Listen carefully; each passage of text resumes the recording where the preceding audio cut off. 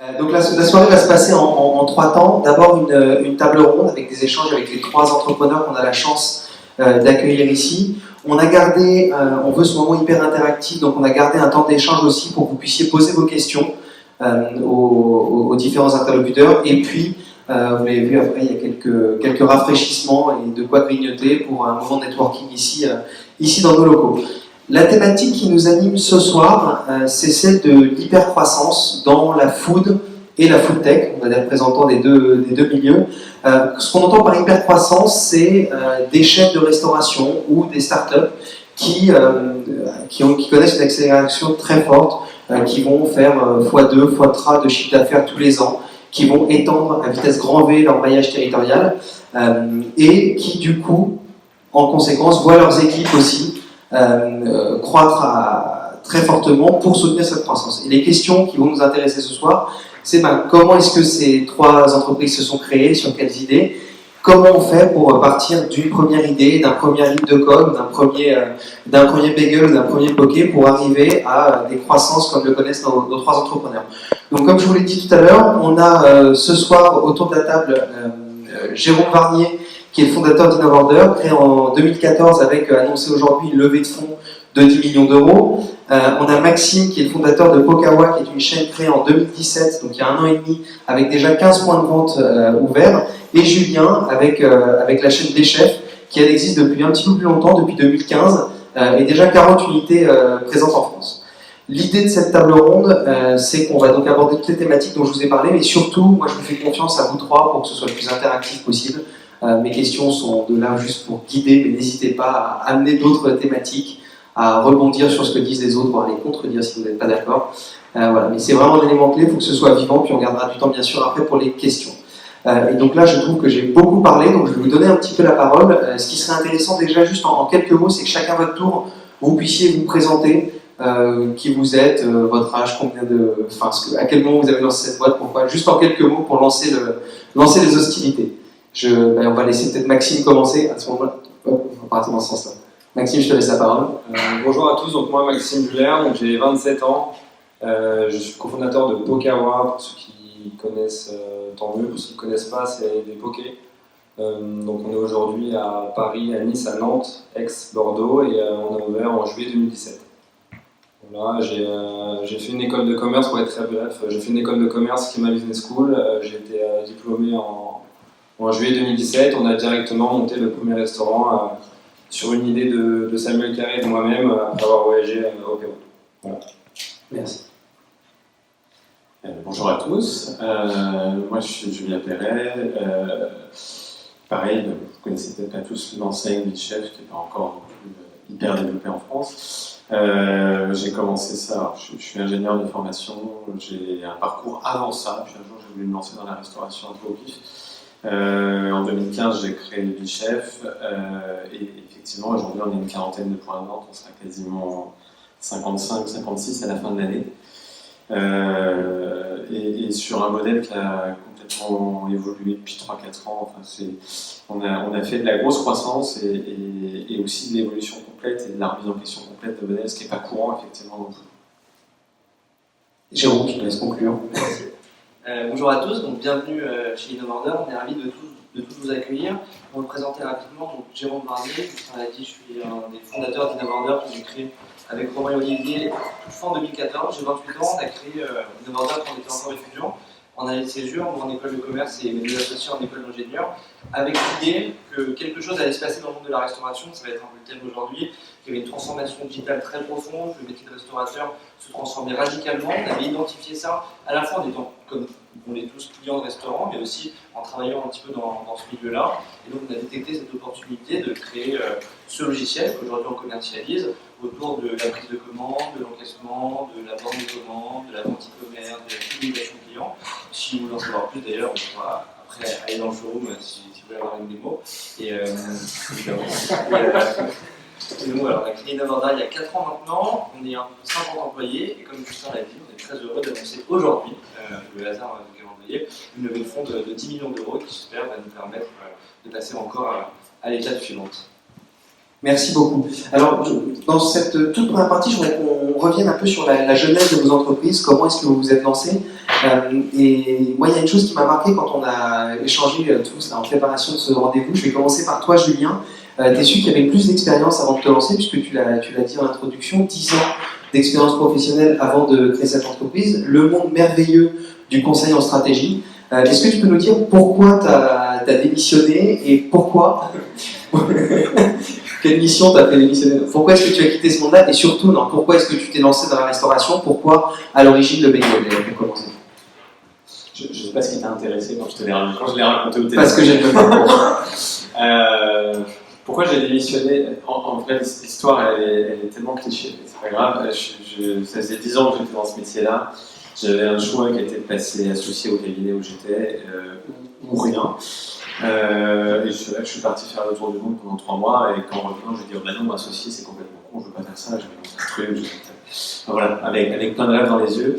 Et donc je suis parti, et avec rien, et il a fallu choisir un truc à faire. Donc la restauration s'est un peu imposée à moi toute seule. Enfin, c'était vraiment pas la cible de départ, c'était pas un objectif initial, c'est juste que c'est tombé sur moi un jour par hasard. J'ai dit tiens, ça c'est cool, en voyant un restaurant, et pourquoi pas faire pareil, et voilà, je me suis lancé comme ça. Et pourquoi le bagel, même si après tu l'as dit, t'as pivoté, pourquoi ça a été cette première thématique-là en 2015? Parce que ma copine à l'époque m'a dit c'est trop bon les bagels. Alors, Maxime, donc je ne sais pas si ta copine t'a dit que toi c'était trop bon les pokés.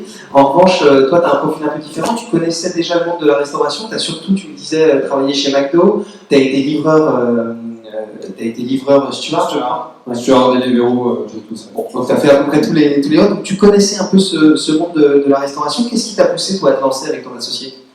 En fait, avec mon associé, on est très très entreprenant. Le cadre scolaire ne nous plaisait pas à des masses, on s'ennuyait un petit peu. Et on préférait plutôt créer des concepts. Donc on avait créé une application où on vendait des chaussures, je ne sais pas si vous vous rappelez, des chaussures lumineuses avec les baskets qui venaient de Chine il y a 3-4 ans maintenant. Donc on vendait ça dans le sentier à Châtelet, donc on les faisait venir de Chine. On avait aussi lancé une application qui s'appelait Selfieplix où on se prenait en photo, c'était reversé des assos, c'était un truc sympa dans le cadre de l'école. Merci beaucoup. Donc on a 2 entrepreneurs là, qui sont lancés dans les 5 dernières années dans le monde de la restauration. C'est un monde qui se transforme à vitesse grand V, notamment avec tous les nouveaux canaux de commande. Tu parlais un peu de livraison, mais il y a toute une transformation digitale qui est en cours dans ce secteur. Toi, Jérôme, qu'est-ce qui t'a motivé à monter ta boîte, justement, à vendre des logiciels pour la restauration alors que tu étais encore étudiant à l'époque? Moi, j'ai pas eu le courage que tu as eu, Julien, de faire 10 ans de conseil. Nous, on était étudiants avec Romain, on a travaillé quelques mois en banque et en conseil également. On s'est vite rendu compte que ça ne nous plaisait pas et on est rentré un peu dans le monde de l'entrepreneuriat presque par hasard, en tout cas sans formellement un jour se dire, on s'est levé un matin, on s'est pas dit on veut être entrepreneur et ça commence aujourd'hui. Ça s'est pas fait comme ça pour Romain, Olivier et moi. Ça s'est fait par, on a eu une idée, on s'est dit ok, il y a sûrement quelque chose à faire dans la restauration. On était étudiants, donc on avait des cours à côté, parfois des stages. On a essayé de développer l'idée, donc de regarder sur internet ce qui se passait, de rencontrer des restaurateurs le soir. À l'époque, on démarchait des restaurants avec un PowerPoint sur un iPad, on faisait croire que c'était une appli et on allait voir les restaurants et on leur disait voilà, on a développé cette appli qui fait ça, ça et ça, est-ce que vous êtes prêts à l'acheter? Et on avait des rendez-vous 1, 2, 3 avec d'abord des serveurs, puis des managers, puis des patrons de chaîne. On s'est dit bon, on tient peut-être quelque chose, même s'il n'y avait pas vraiment d'appli à l'époque. Et en fait, petit à petit, on s'est dit bon, si être entrepreneur, ça a commencé un peu à prendre forme, on a rejoint un incubateur, et on s'est dit si être entrepreneur c'est travailler sur des choses qui nous plaisent, en faisant des choses hyper différentes tous les jours, en travaillant avec des gens, en choisissant les gens avec qui on s'entoure. J'ai la chance d'avoir créé Innovarder avec un ami d'enfance, avec Romain, ça nous plaît, et donc petit à petit c'est comme ça qu'on a commencé. Et progressivement, on s'est installé pas très loin d'ailleurs dans un incubateur, on a été 2, puis 3, puis un premier stagiaire, puis on a gagné un concours d'entrepreneuriat qui a donné 7 000 € en poche pour recruter un 2e stagiaire et du coup développer un premier produit. Et petit à petit, en fait, ça a commencé comme ça et jusqu'à maintenant, du coup, où on est une startup un petit peu plus aboutie.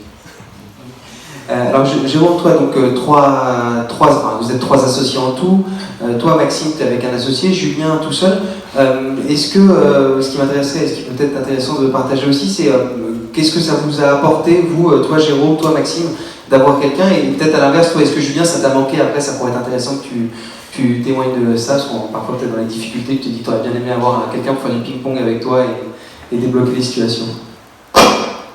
Alors je démarre. Moi, c'est avec l'Arena, je me serais pas lancé tout seul dans l'aventure Pokawa. Je pense que c'est trop important d'avoir quelqu'un avec qui on peut partager notre vision, quelqu'un qui peut nous faire des retours. Tout seul, je pense que j'aurais été pas mal livré à moi-même et j'aurais pris beaucoup de mauvaises décisions. Quel profil il a ton associé? Vous avez des parcours similaires du coup? Qu'est-ce qui cultive votre différence? On n'est pas hyper différents, mais je pense qu'on a une vision globale qui est assez similaire.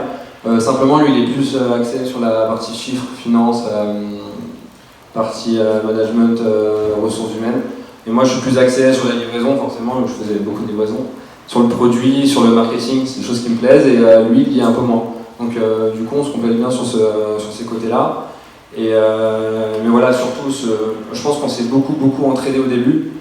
Et le fait qu'on soit des travailleurs acharnés, ça nous a beaucoup aidé, qu'on compte pas nos heures et qu'on se dise surtout, Pokawa, on n'a pas le choix pour que ça marche, on fait pas un projet pour que ce soit un échec. Voilà, on s'est vraiment donné tous les moyens possibles pour y parvenir et on est content aujourd'hui d'avoir un début d'aventure qui soit une réussite. Ok. Julien, peut-être toi ton témoignage là-dessus, à l'inverse. Est-ce que ça t'a manqué à un moment? Est-ce que tu as eu des mentors ou des gens qui ont pu justement t'aider à construire ta vision et à aboutir jusqu'à 40 points de vente aujourd'hui?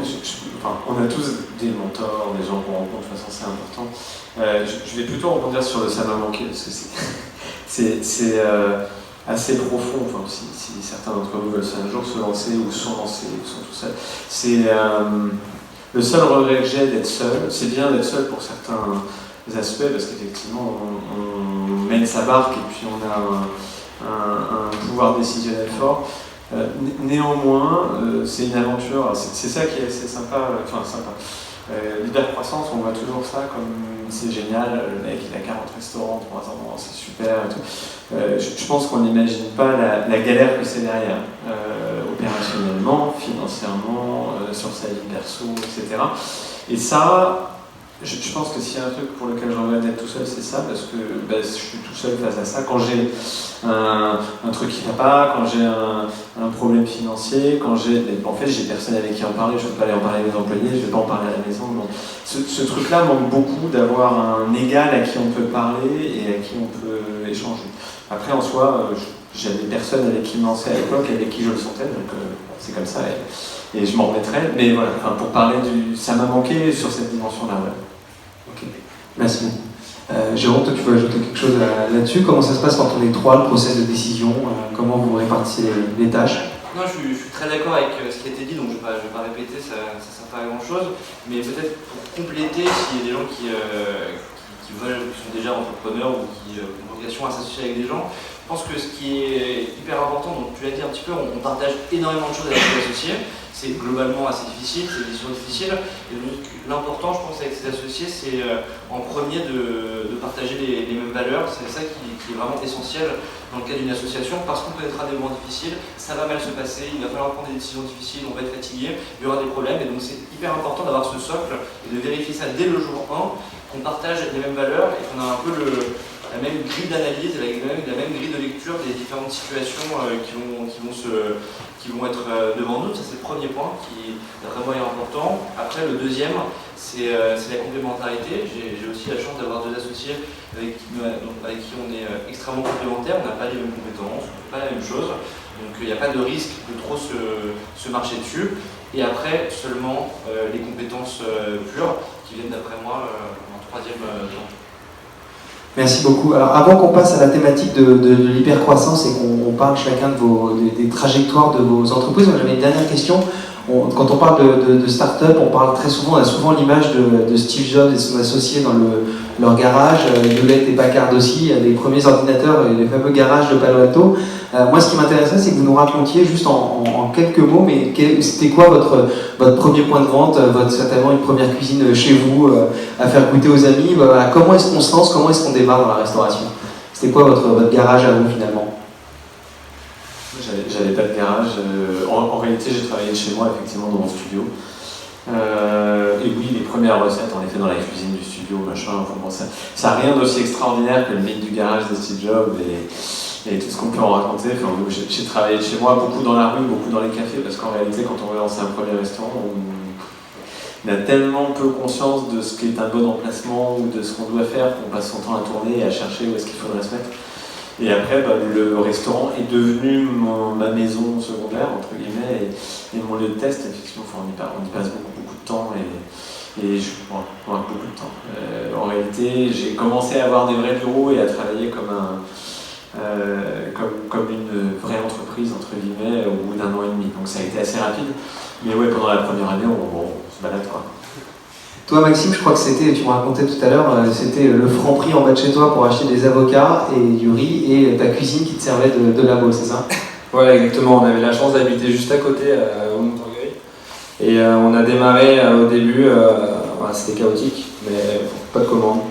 On avait juste pris un petit site Big Cartel, je ne sais pas si vous connaissez, ça coûte moins de 10 € par mois. Et ça a l'avantage d'être un site e-commerce qui est fonctionnel. Donc on avait commencé comme ça, on avait un ami qui nous avait fait un petit logo, petite charte graphique. Je me rappelle, on avait fait ça un soir tard, c'était très très drôle. Et une semaine après, on s'est dit, on n'a pas de local, hein. Personne ne veut nous prêter sa cuisine, donc bon, on va commencer tout seul chez nous. Et heureusement, on ne le disait pas aux clients au début. Enfin, c'était pas vraiment des clients, c'était plus des amis, des connaissances, donc bon, ça passe encore. Mais voilà, on a eu nos premières livraisons comme ça, et je me rappelle la première cliente fidèle que j'ai eue, c'était une rugbyman qui habitait à Nation, qui commandait tous les vendredis soirs à 22h30 même, en sortant de l'entraînement. Et je me rappelle, quand j'ai eu cette première cliente fidèle, je me suis dit, notre poké, il n'est pas si mal que ça. Même si on ne s'y connaît pas, c'est pas si mal que ça, il y a peut-être quelque chose à faire. Et oui, c'est vrai, on allait se dépanner à Franprix, on achetait nos avocats en bas, c'était au Palais du Fruit, je ne sais pas si vous connaissez, et les poissonniers, c'était ceux qui savent. C'était en fait juste en bas de chez nous. Voilà, donc c'est comme ça qu'on a démarré, on est hyper fiers de ça, parce qu'on a démarré vraiment en étant dans les brouillards, et on s'est pas arrêté au premier frein ou au premier problème, et voilà, on a vraiment cru en notre idée. Et alors du coup, ça va faire le lien avec cette thématique hyper-croissance. 1 an et demi plus tard, 15 points de vente. Comment, c'est quoi la recette du succès pour avoir une croissance comme celle-là? Je pense que nous, ce qui nous a beaucoup aidé, c'est d'être directement, de miser pas mal sur la livraison. Parce que pourquoi le poké, c'est un produit qui est facilement livrable. On s'est rendu compte qu'il n'y avait pas autant de saisonnalité que ça. Que ça s'assimilait pas mal à la salade, donc ça a marché aussi bien l'hiver que l'été. Il fallait simplement adapter un petit peu sa carte, et on s'est rendu compte que finalement il y avait vraiment quelque chose à faire. Et c'est quoi déjà ta question? Je partais dans. On pourrait faire de la politique. Non, je partais dans. Je me demandais quelle était la recette du succès pour. Ah oui, la recette du succès, voilà, c'est d'avoir misé sur la livraison. Nous, on a eu la chance, grâce à mon expérience en tant que coursier à vélo, de démarrer directement avec Deliveroo Uber Eats avant même d'avoir ouvert le premier restaurant. Donc ça veut dire qu'en fait, ils nous appelaient tous les jours pour nous mettre en ligne, alors qu'on n'avait même pas encore signé le bail. Donc ça, c'était assez génial, parce qu'aujourd'hui, quand on ouvre un restaurant, c'est pas facile d'être directement sur une plateforme de livraison. Et après, en termes de pricing, je pense qu'on a eu pas mal de chance. On a pas mal regardé ce qui se faisait autour de nous en termes de prix. Et voilà, ça a pris. On n'a pas fait de concession sur la qualité. Et on s'est dit, on n'a pas d'argent pour prendre un emplacement numéro 1, comme je le disais juste avant. Donc on a commencé avec un bail précaire en face du Rex. On a d'ailleurs toujours la boutique qu'on doit rendre cet été. C'est triste. Et dans 35 mètres carrés, et voilà, on a fait les travaux nous-mêmes. Et on s'est dit, il va falloir, c'est simple, on va pas agir et réfléchir comme une start-up qui va essayer d'être rentable un jour. On va voir à la fin du mois s'il nous reste de l'argent. S'il nous reste de l'argent, c'est que c'est bon signe. C'est que si on a de l'argent pour ouvrir un deuxième, faisons pareil. Voilà. Et après, le recrutement du coup de franchisés pour aller un peu plus vite, ça va partir de quel moment? Les franchisés, c'est tout nouveau. Là, les 15 points sont en propre. C'est ce que tu lances là cet été? Voilà, c'est ce que je lance cet été. On a avancé sur 2-3 centres commerciaux, sur quelques villes de taille moyenne. Mais voilà, la franchise, c'est quelque chose c'est encore notre métier, je pense. C'est un peu pour moi, c'est de la garderie. Les gens, t'appellent tout le temps. Il faut prendre soin d'eux. Tous les jours, ils t'appellent, il faut les rassurer, ils négocient surtout. C'est un autre métier, c'est pas le même métier qu'un restaurateur. Peut-être que tu seras d'accord avec moi, oui ou non. Mais voilà, du coup, nous, on avance un petit peu sur la franchise, mais c'est pas du tout notre stratégie. On veut faire 20-30% de franchise au maximum. Le reste, ce sera en propre, même si c'est plus compliqué. Voilà, l'idée, c'est de bien s'encadrer. On parlait des ressources humaines, c'est ça la vraie question quand on a un réseau en propre. Je pense que faut être malin. Faut avoir une marque forte, parce que plus on a une marque forte, plus c'est facile de recruter dans les villes où on s'implante. Et puis il faut avoir quand même du staff pour qu'il soit bon sur les lancements des restaurants, parce que sinon c'est compliqué. Ouais, donc toi c'est vraiment la force RH en tout cas, qui t'a permis de tenir d'avoir les 15 points de vente, d'avoir des bons gars aux bons endroits Voilà, et surtout miser sur la livraison très vite.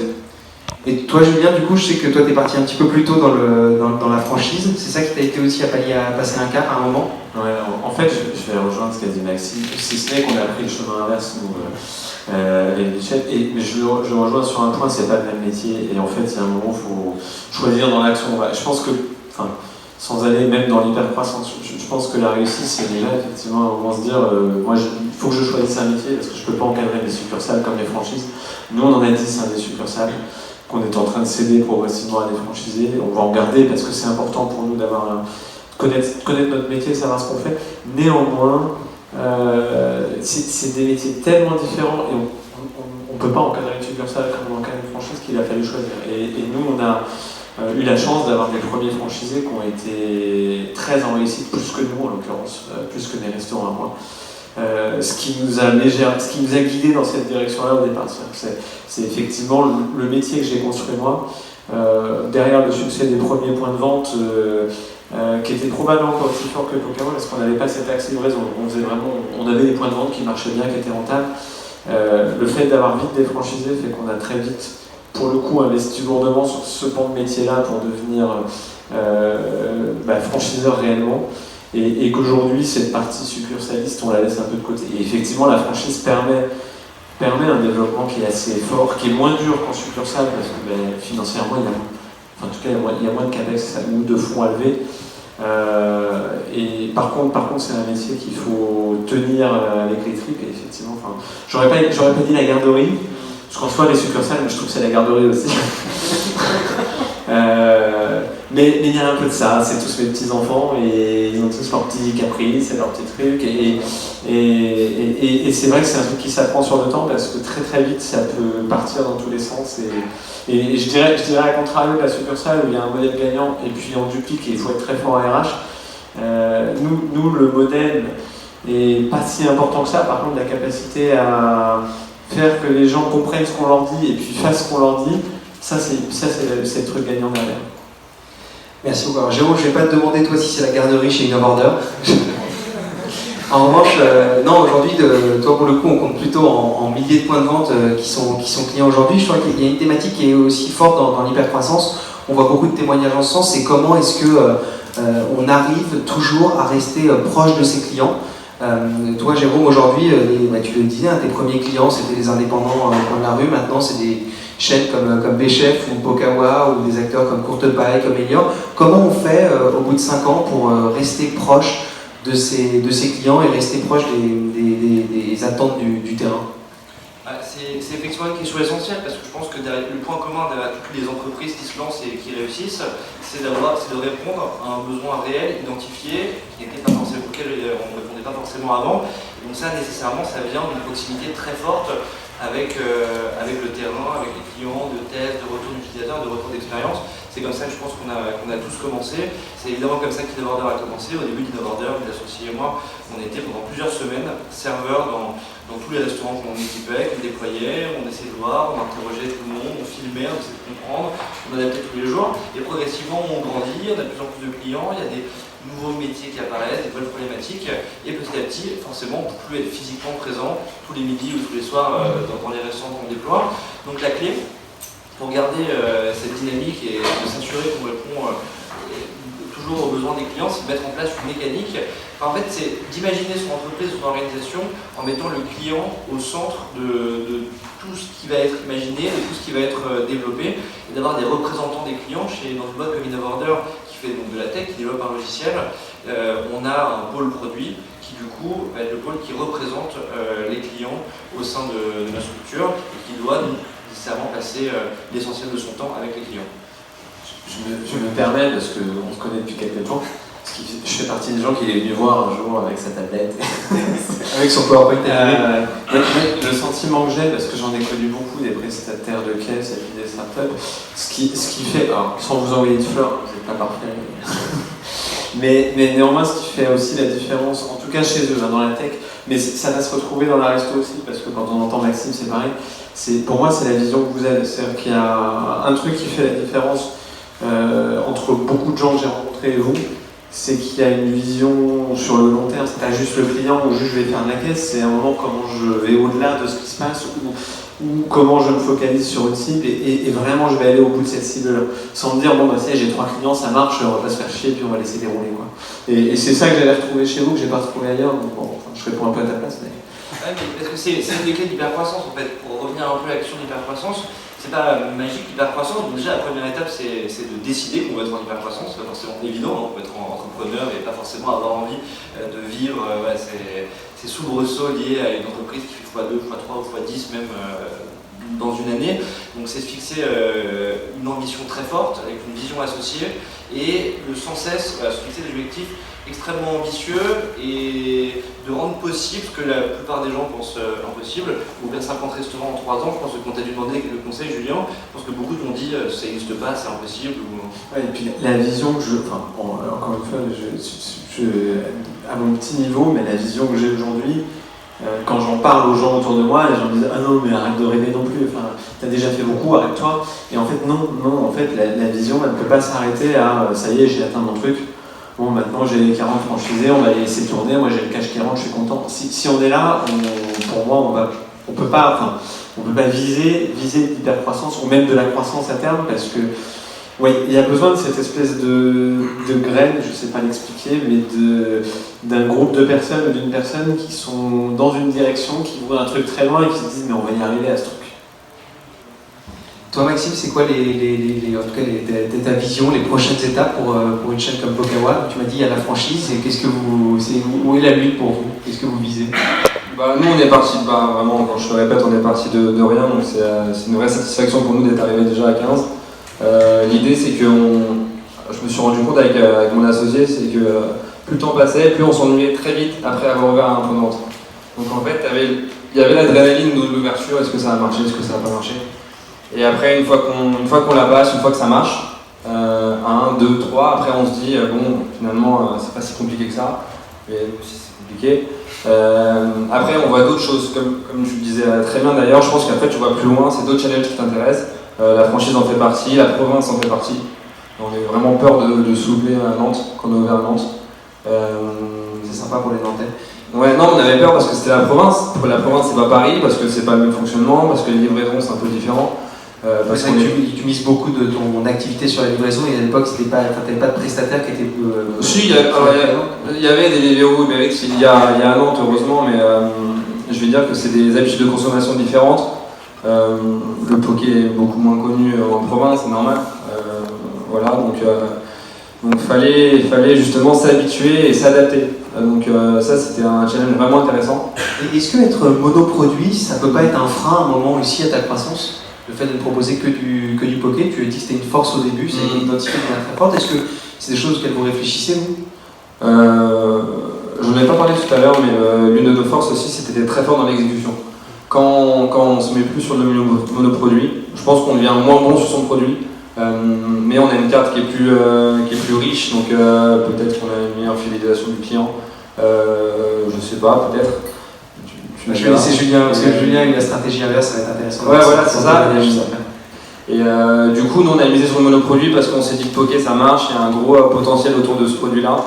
Il est quand même largement déclinable. On a 3 bases aujourd'hui, il y a je sais pas combien de compositions possibles différentes, c'est comme les salades. Donc il y en a vraiment pour tous les goûts aujourd'hui chez nous. On fait du poisson cru, mais il y a aussi du poulet, du falafel, du tofu.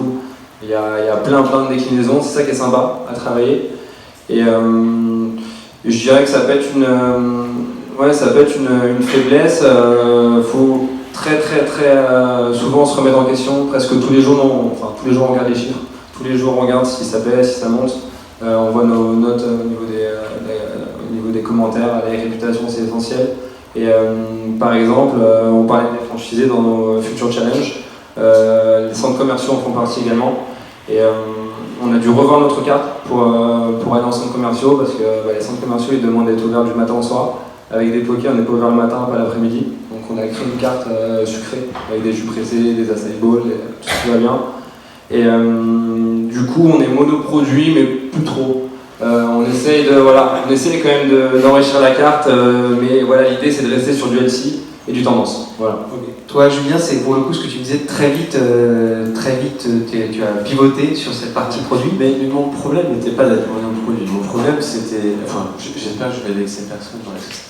Mon problème c'était le légal en soi. C'est que j'ai démarré sur ce produit-là un peu au hasard et très rapidement je me suis dit on n'est pas sur un produit de longue durée et qui tiendra en monoproduit pour nourrir l'ambition que j'avais de grandir. Et en soi, la valeur que je défends et la conception que j'ai aujourd'hui de Bichef, c'est pas d'être le spécialiste d'un produit. Ça n'a jamais été et ça n'a jamais été notre vocation. On a une vocation qui est d'offrir des produits à un prix accessible et qui soient extrêmement gourmands. Donc qui va justement à contrario de la santé ou des choses comme ça. Et c'est ça notre credo. Donc après, en l'occurrence, moi le monoproduit ne m'intéresse pas forcément. Néanmoins, là où on se rejoint, c'est il y a un moment où il faut avoir une cohérence. C'est-à-dire, si moi demain je commence à faire des pokés ou je commence à faire des... Enfin, il y a un moment où je sors de ma ligne directrice et ça ne va plus. Et c'est pas tant être mono ou simple produit, c'est plutôt quelle cohérence j'avais au départ et quelle cohérence je garde aujourd'hui par rapport à ça. Et tu me disais aussi sur la thématique de l'hypercroissance, donc tu as une croissance assez forte, tu as 40 restaurants aujourd'hui. Tu me disais que le plus dur, c'était pas tellement d'arriver dans cette phase d'hypercroissance, c'était d'arriver à la maintenir dans la durée. Si tu as dit ça. Si, oui, tu as raison, je confirme. Ouais, enfin, dans les faits... C'est quoi les clés en fait? C'est quoi les clés? Ça reste mon avis. Alors, contrairement à la tech, on en parlait rapidement avec Jérôme juste avant, nous on a une chance, c'est qu'on ouvre un resto, ça sort du cash, on peut réinvestir. Donc en réalité, plus on multiplie le nombre de restaurants, le nombre de franchisés, plus on a de cash, et si on a une vision, on réinvestit, on trouve d'autres franchisés, on continue et on grandit. Donc en réalité, la croissance, elle s'auto-alimente et elle peut même accélérer. Aujourd'hui, je considère qu'on est dans une phase de ralentissement, c'est-à-dire qu'on freine une grosse partie des projets parce qu'on estime ne pas avoir les épaules pour porter ces projets-là à court terme. Et en fait, ce que je disais, c'est l'hypercroissance n'est pas une fin en soi. C'est-à-dire que si on est capable de l'assumer, c'est bien. Après, il y a aussi sans les citer, il y a aussi des tas d'exemples de gens qui ont cru très vite et puis qui se sont explosés parce que opérationnellement, on ne pouvait pas suivre derrière. Donc, effectivement, moi, ce qui m'a semblé le plus dur, c'est arriver à 30-35 points de vente, de me dire, oh là là, mais en fait, je maîtrise plus rien, ils sont 30, il y a des franchisés, il y a des succursales, il y a des mecs qui font ce qu'ils veulent dans leur coin, il y a des marges qui sont pas bonnes sur certains restos alors d'autres sont très bons. Et comment à un moment on reprend tout ce truc-là et on se dit mais moi j'ai envie d'arriver à peut-être 300, 400, 500 à terme, déjà avec 30 j'y arrive pas, c'est quoi je dois mettre en place avant d'y aller? Parce que si j'arrive à 100 avec un outil qui marche pas très bien, que je vais arriver à 100 ça va être dur, je vais arriver à 200 ça va être le bordel et puis à 300 on va s'écrouler. Et en fait c'est ça que je trouve dur moi plus que la croissance. La croissance en soi, enfin je ne veux pas dire que c'est facile, mais trouver des emplacements, et les bailleurs, ils veulent nous enfiler des emplacements, il y en a.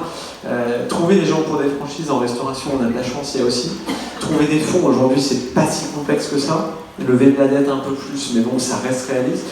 Et non, le truc, c'est comment on fait pour pas aller dans le mur. Comment on fait pour que cette croissance-là, elle ne soit pas dirigée uniquement vers de la croissance de chiffre d'affaires, au dépend d'une marge, et puis se rendre compte au bout de 20 ans que non, on a bâti tout ça sur un truc de paille et que ça va s'écrouler, quoi. Jérôme, toi dans la tech c'est très vrai aussi, ça change très vite. Comment on fait, là il y a une nouvelle levée qui arrive, comment on fait sur un produit tech pour justement ne pas aller dans le mur, ne pas grossir trop vite, trop fort et avoir au contraire une croissance, maintenir une hyper-croissance dans la durée? Ouais, ce que je disais, c'est bien l'impression de perdre la maîtrise. De fait, quand on est en hyper-croissance, il faut savoir un petit peu, je pense, lâcher prise. Et de fait, on ne maîtrise pas tous les paramètres ou tous les éléments. Ça va tellement vite, ça va plus vite que nous, plus vite que l'équipe, plus vite que notre produit. Et donc, de fait, on ne maîtrise pas tout. Nous, ce sur quoi on mise, donc je pense que pour survivre à ces phases-là, il faut avoir des fondations solides et savoir définir ces fondations. Chez nous, chez Innovorder, on a très vite décidé et très vite choisi que la fondation sur laquelle on voulait vraiment capitaliser et s'appuyer, c'était notre équipe. On s'est dit en gros, bon, globalement, on connaît à peu près bien le marché, on a eu beaucoup de restaurants, on a eu Julien, il nous a expliqué un peu ce qui allait se passer sur le marché. La vision produit, elle est là. On sait que si on arrive à délivrer cette vision, ça devrait plutôt bien se passer, il y aura forcément des gens pour nous acheter notre produit. Donc pour survivre dans tous les aléas qu'on va rencontrer, les pratiques qu'on va rencontrer, la clé pour nous c'est d'avoir l'équipe la plus cohérente possible, qui a les compétences, qui a les bonnes valeurs et qui a envie de se donner à fond pour le projet et quels que soient les problèmes qu'on va rencontrer. Donc c'est nous là-dessus qu'on capitalise, et encore maintenant, même si évidemment à 50, 60 personnes c'est pas pareil qu'à 5 ou 10 au début, on essaie de mettre tout ce qu'on peut en œuvre pour garder cette cohérence, cette cohésion d'équipe et savoir faire grandir aussi. On recrute régulièrement, parfois toutes les semaines, tous les mois, il y a des nouvelles arrivées. Comment les onboard et comment ils arrivent à rattraper les nouvelles recrues. 4-5 ans d'histoire d'une boîte en 2-3 semaines pour être très vite opérationnel et ensuite eux-mêmes bien perpétuer cette idée qui est forte et nos valeurs. Merci beaucoup. Alors, avant de laisser la parole, laisser un peu de temps pour les questions, moi j'ai une toute dernière question pour vous. C'est, vous êtes tous les trois entrepreneurs, vous êtes tous les trois lancés il y a entre 2 et 5 ans. C'est quoi la plus grosse galère que vous ayez vécue depuis tous les jours? Quel est le pire ou peut-être le meilleur souvenir, et quel est le moment, la plus grosse galère que vous ayez vécue depuis que vous avez créé votre boîte? Moi je pense que c'était le premier jour à Poissonnière, on était en rupture de stock. Le premier soir, au bout de 2 heures, en fait on avait invité plein d'amis, ça va se plaindre, ça va sympa. Et en fait, il n'y avait pas que des amis, il y avait aussi pas mal de gens dans la rue qui avaient vu qu'on avait fait une devanture sympa en bois, que ça changeait, qui avaient suivi un peu les travaux et ils nous demandaient bon, tiens, quand est-ce que ça ouvre, j'ai envie de tester, ça a l'air bon. Et le premier soir, on a super bien fonctionné. Tous les amis étaient derrière le bar, le bar à Poké bien sûr. C'était très très drôle encore une fois. Et on a eu la rupture qui est finalement un mal pour un bien. Et du coup, je suis parti après en acheter des avocats. Et du coup, on a eu surtout en bas au niveau de. Là, on fait la plonge. J'ai ma douchette qui m'a lâché. Donc, Le même jour? Ouais, le même soir, le premier soir. En fait, elle a été mal installée. Donc, je vous cache pas que c'était très très compliqué cette première soirée, mais on s'en rappelle. Ça fait des bons souvenirs et je souhaite à tout le monde parce que on en rigole aujourd'hui. Julien, toi, tu as une anecdote ou un exemple en tête tous les jours? Je suis incapable de dire, il y a tellement de trucs et je saurais même pas. C'est rigolo parce que ce que raconte Maxime, moi j'avais eu aussi ce truc-là dans les débuts. Et maintenant je me dis, oh c'est rien ça, c'est un truc. Mais non, alors, opérationnellement, les chambres froides qui claquent, les managers qui s'en vont, qui viennent pas le matin, je pense qu'on a tout eu. Après, je sais pas si on fait les plus drôles ou les plus durs. La plus dure pour moi, c'est le premier conflit ouvert qu'on a eu avec un franchisé, parce que c'est le moment où en fait on est dans la croissance, tout se passe bien, c'est super, tout le monde va bien. Et d'un coup, moi je me rappelle, ça m'est vraiment tombé dessus un matin. On voit pas pourquoi, tout se passe bien, et puis d'un coup on se prend une lettre recommandée d'avocat, et puis finalement on se rend compte qu'il va y avoir un truc derrière, que le gars il a été entraîné dans quelque chose. Et en fait, ça dure 6 mois, 1 an derrière un procès. Moi, c'était mon premier. On l'a gagné, je suis ravi, et puis en plus, on l'a gagné assez lourdement. Néanmoins, je le garde vraiment comme un mauvais souvenir parce que c'est le moment où l'aventure, elle est enfantine et elle devient. Enfin, je ne vais pas dire que je passe dans le monde réel, mais c'est un peu ça, quoi. On se dit, mais en fait, ils ne sont pas tous gentils, puis ils ne sont pas tous là pour nous faire plaisir, puis ils ne sont pas tous là pour faire ce qu'on veut. Et en fait, si à un moment, ils ont besoin de se retourner contre nous, ils le feront aussi. Alors, ce qui est vrai pour les salariés d'ailleurs aussi, mais voilà, ça a été vraiment la plus grosse désillusion ou la plus grosse difficulté que j'ai vécue moralement en tout cas.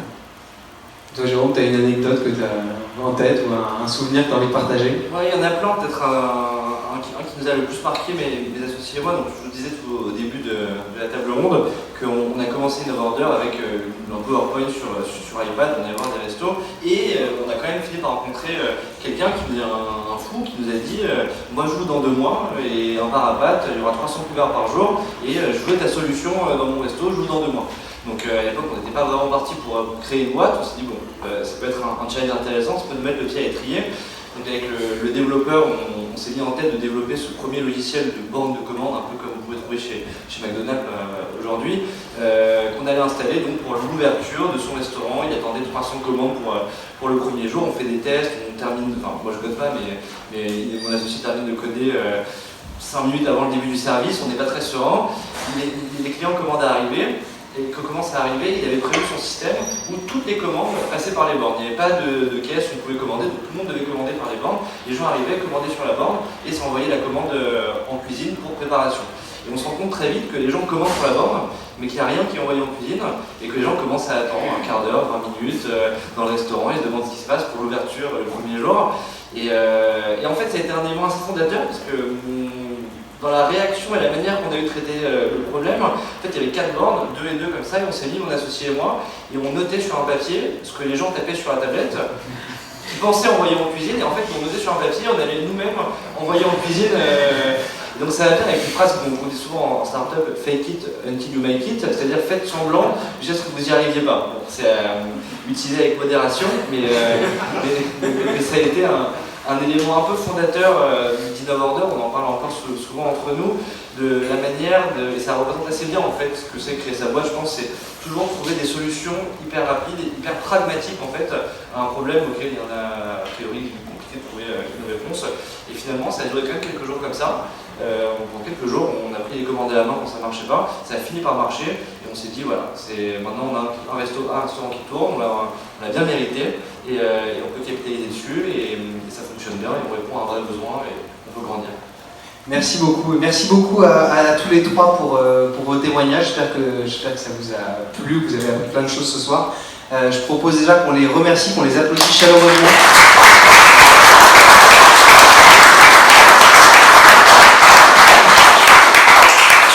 Et ensuite, est-ce qu'il y a des questions? Je me sauve vers le mal. Bonjour, est-ce que vous avez des modes opérationnels particuliers pour le recrutement et pour la formation? Donc il faut aller très très vite, ils doivent être opérationnels très très vite. Donc est-ce que au niveau du thème, c'est comment on fait pour justement faire cette hyper-croissance? Est-ce que c'est là que vous avez une façon différente entre guillemets de faire qui vous permet avec des techniques particulières ou des méthodes particulières pour recruter très vite, former très vite, donc ça puisse aller très vite? C'est un bon sujet. Nous, on est en plein dessus. Ça fait partie des briques que j'ai jugées essentielles pour effectivement aller au-delà de là où on est aujourd'hui. Parce qu'à 20-30 points de vente, en réalité, on arrive encore à garder un contact direct avec tout ce qui se passe. Au-delà, tout devient flou. Et donc aujourd'hui, nous, effectivement, on est en train de mettre en place des process, outils et process d'ailleurs, avec quelqu'un qui est dans la salle, qui est caché derrière. Notamment avec eux, et on en a d'autres aussi, pour former, qui est une des briques essentielles pour moi.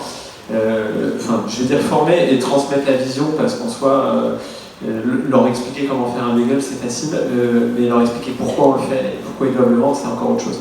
Donc ça c'est une brique essentielle, mais effectivement, et alors Maxime dira peut-être le contraire, moi, de ce que je connais de mes confrères, je ne sais pas comment on dit, de nos concurrents, à notre niveau, en fait, c'est la dernière qu'on met en place et c'est dommage parce qu'en fait, elle est vraiment fondamentale et je pense que tous quand on est arrivé à 30-40 points de vente, on s'est dit oh, merde, on a raté un truc avec la formation.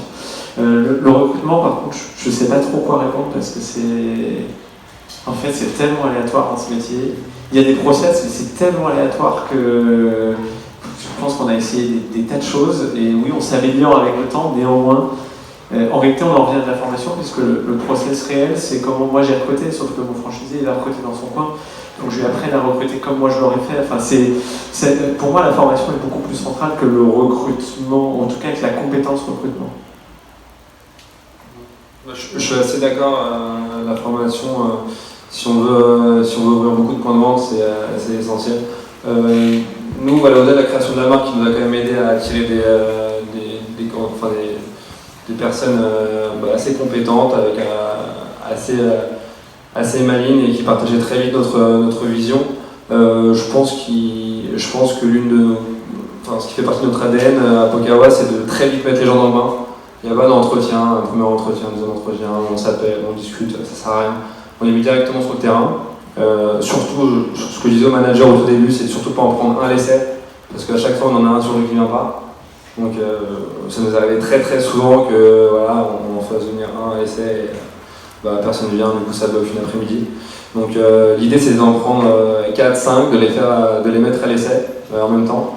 Dès qu'ils arrivent, même dès qu'ils se présentent, on leur dit tiens tu veux démarrer, tu veux venir chez nous, ok vas-y, va en bas, je vais te montrer comment on fait la vie.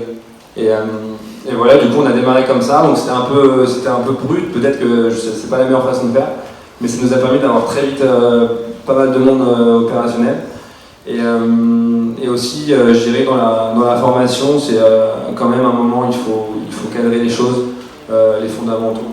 T'en parlais, nous on a très vite écrit comment on fait la grille, comment on coupe le saumon, voilà, toutes ces choses-là, comment on fait la marinade, etc.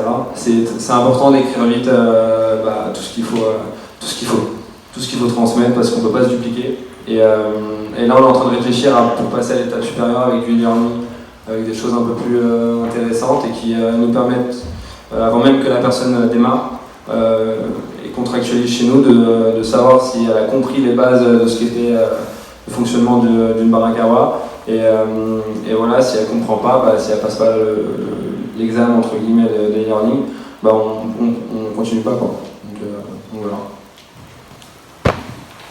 Est-ce qu'il y a d'autres questions?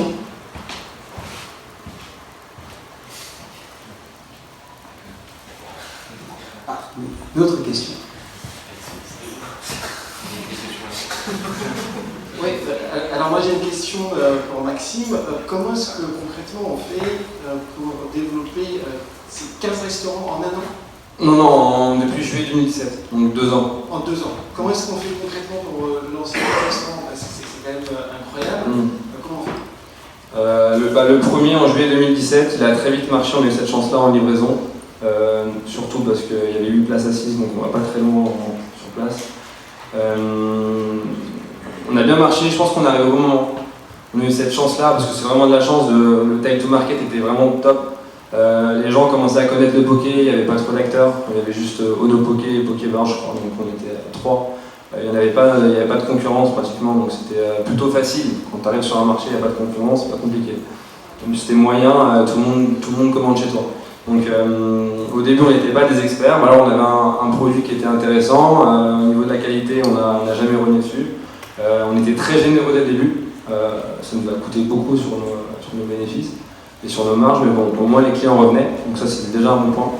Et surtout on a vite compris qu'avec la livraison il y avait quelque chose à faire, que les gens étaient prêts à payer un peu plus qu'en restaurant et que finalement le vrai levier pour nous, pour notre produit c'était ça. Et par rapport aussi à nos finances, c'était ça, parce qu'on ne pouvait pas avoir des restaurants de 100, 150 mètres carrés, c'était impossible.